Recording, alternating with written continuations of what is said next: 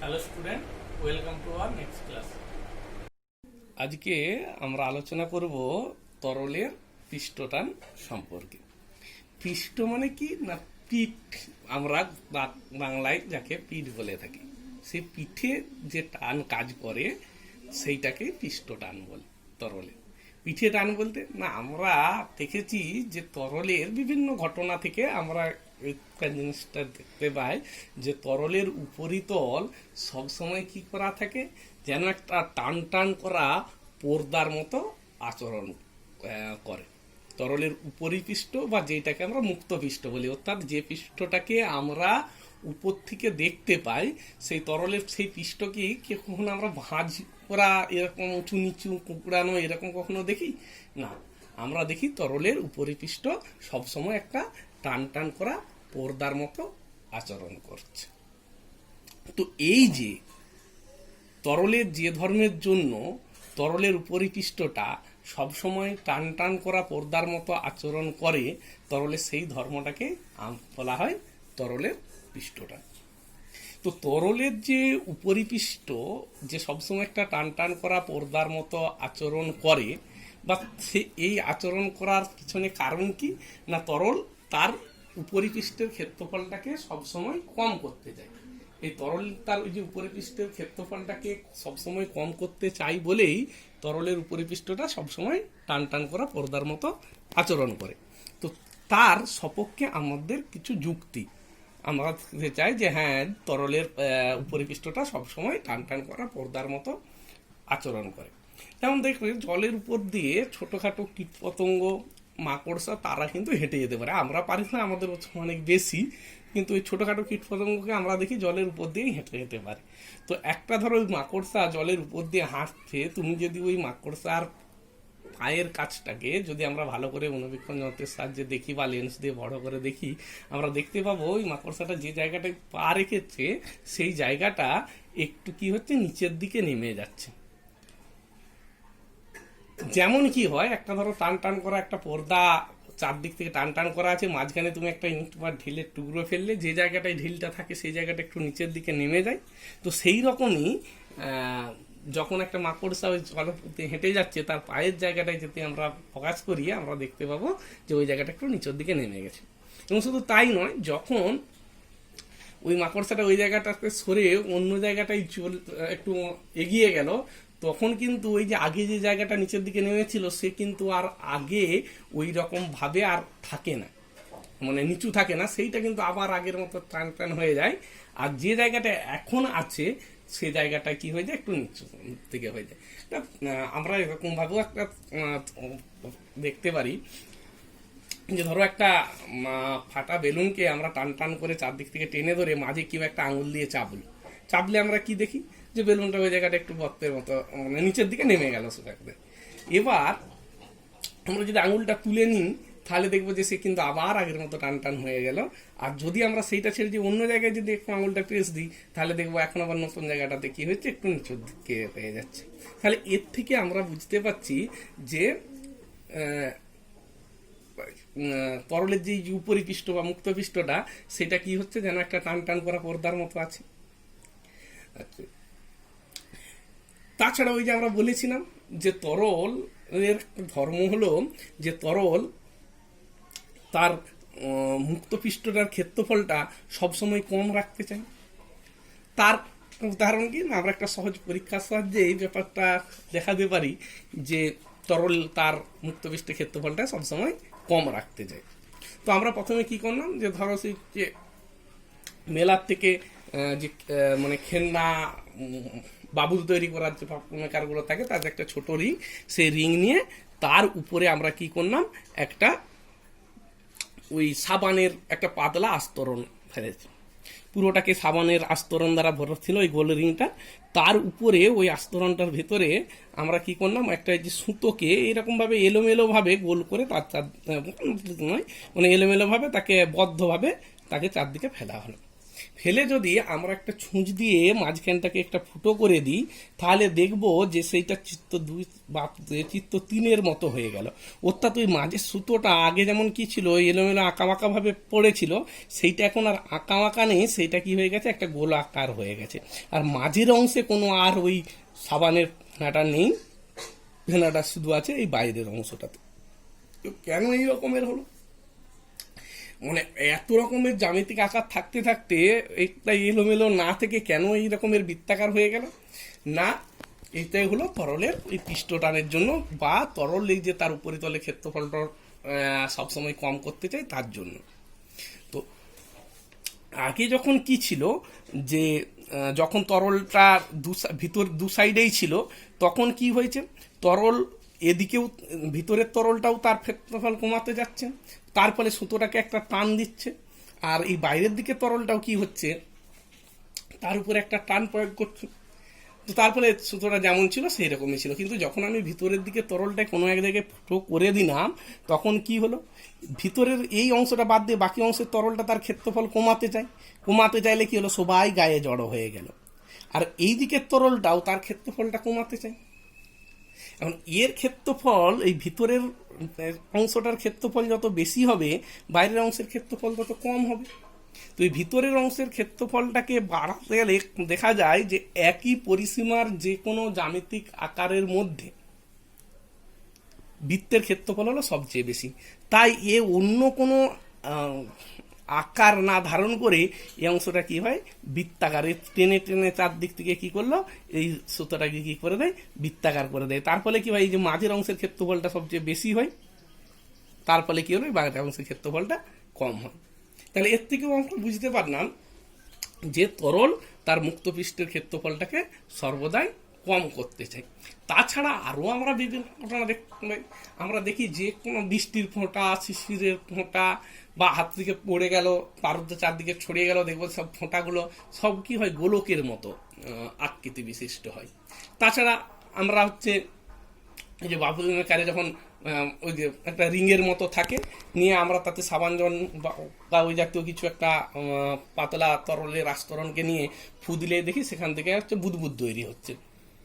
তো সেই বুদবুদগুলোও কি হয়, গোলকাকার হয়। মানে দেখবে যে কোনো তরল, ছোট তরলের কোনা, সেগুলো সবসময় গোলকাকার হয়।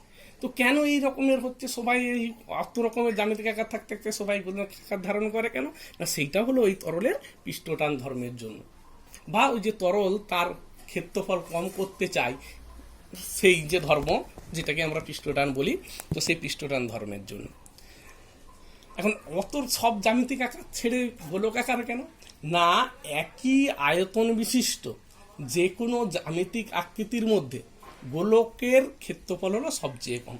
তাহলে ওই সমায়তনের অন্য কোনো জ্যামিতিক আকার ধারণ করাতে সে যদি গোলক আকার ধারণ করে, তার উপরে ক্ষেত্রফলটা কম হবে। আর তরলের ধর্মই প্রবণতাই হলো যে তরল তার উপরে তলের ক্ষেত্রফলটাকে কম রাখতে চায়। তো সেই জন্য বৃষ্টির ফোঁটা বা যে কোনো তরলের ফোঁটা, বা বুদবুদ সবসময় কি হয়, গোলক আকার হয়।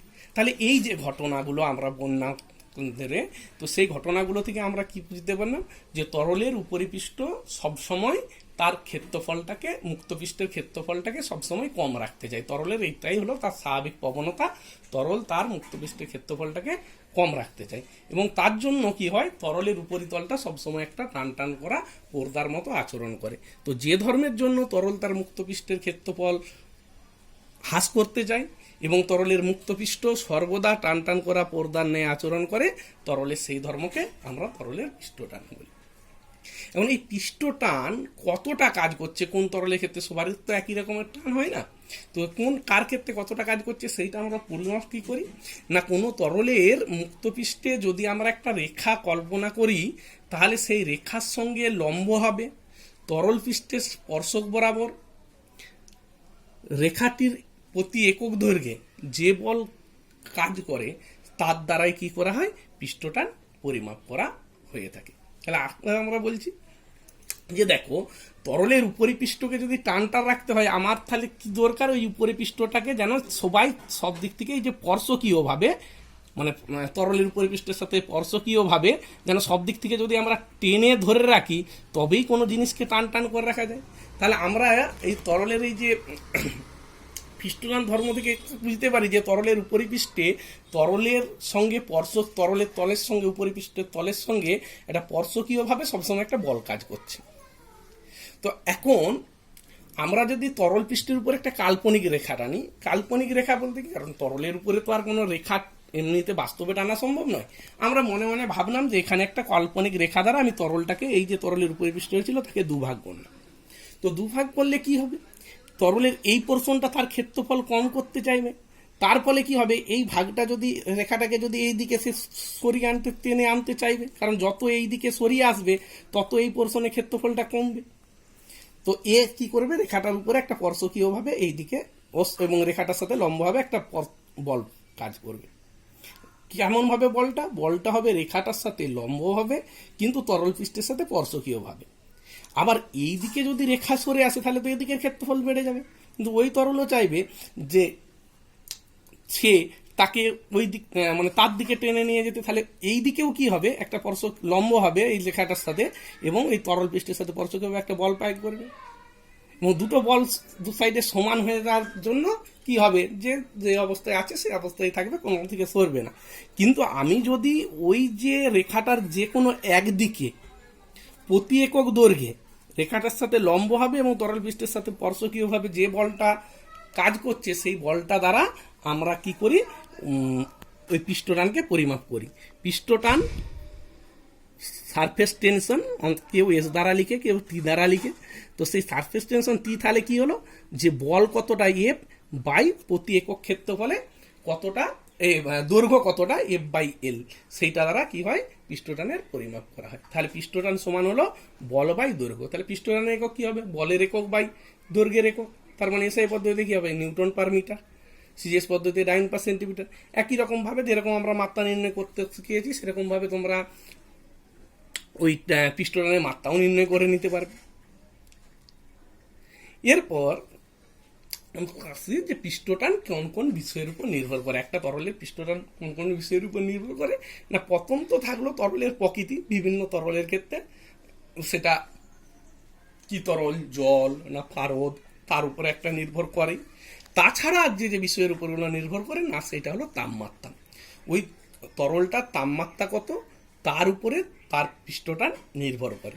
সাধারণত তাপমাত্রা বাড়লে তরলের পৃষ্ঠটান কমতে থাকে এবং এখানে এই কমতে কমতে এমন একটা তাপমাত্রা থাকবে যে তাপমাত্রা গেলে তরলের পৃষ্ঠটান শূন্য হয়ে যাবে।